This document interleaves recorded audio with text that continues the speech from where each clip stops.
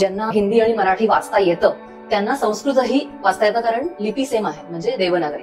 पण आता आपण ज्या स्वरूपात बीबी भगवद्गीता, कुठले मंत्र श्लोक स्तोत्र वाचताना जे आपण संस्कृत वाचतो देवनागरी, ती पूर्वी तशी संस्कृत लिहिली जात नव्हती. मोहनजोदारो आणि हरप्पा इथे सापडलेल्या मुद्रांवर काय लिहिलेलं आहे ते वाचेल त्याच्यासाठी काही $1,00,000चं बक्षीस त्यांनी जाहीर केलं. 4 ते 6 हजार वर्षापूर्वी लिहिल्या गेलेल्या त्या मुद्रा आता आपल्याला सापडल्या तर आहेत, पण त्याच्यावर काय लिहिलंय ते वाचताच येत नाहीये.